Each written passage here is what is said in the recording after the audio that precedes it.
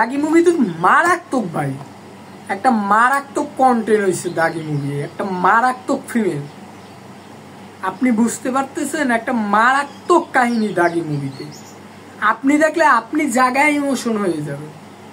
আপনি কি মনে করছেন শুধু শাকিব খান মুভি বানায়? হ্যাঁ, আরে ভাই, নিশু ভাইয়ের চেহারাটা শাকিব ভাইয়ের থেকে খারাপ, সেই জন্য আপনি নিশু ভাইয়ের ফ্যান না? আরে জঙ্গলি মুভি সিয়াম ভাই কি মুভিটা অসাধারণ হয়নি? আপনি মুভিটা দেখছেন, একটা ইমোশনাল হয়ে যাবেন ভাই আপনি মুভিটা দেখে। মুভিটা একটা কাহিনী, অসাধারণ কাহিনী। হ্যাঁ, শাকিব খানের বরবাদ মুভি তো বরবাদ, মানে ওটা একটা নায়িকা নিয়ে বরবাদ করে দিছে, নায়িকার জন্য সবকিছু সে বরবাদ করে দিছে। এটা দেখে মানুষ আপসেট হয়ে যায়। মানে আপনার ভিতর যেমন একটা কাজ করলো যে ওর জন্য আমি সবকিছু বরবাদ করতে পারি, আবার ওকেও শেষ করতে পারি। হ্যাঁ, কাহিনীর শেষে নায়িকাকে শাকিব ভাই গুলি দিয়ে মেরেছে, এইটার জন্য আমি মুভিটা অনেক লাইক করি। আমি মনে করতাম যদি ওইখানে একটা অ্যাটিটিউড শাকিব থাকবে, ওইখানে কোনো নায়িকা থাকতে না, একটা অ্যাটিটিউড শাকিব থাকতে, তাইলে আমি আরো মনে করতাম মুভিটা আরো হিট হইতো।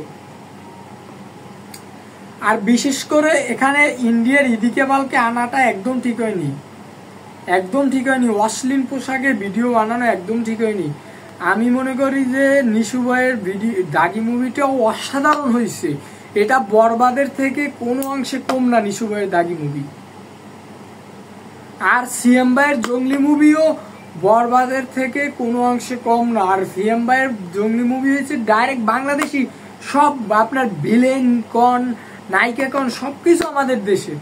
আর শাকিব ভাই কি করছে, সে নায়িকাটা পর্যন্ত বাহির থেকে আমদানি করছে, আমদানি করছে।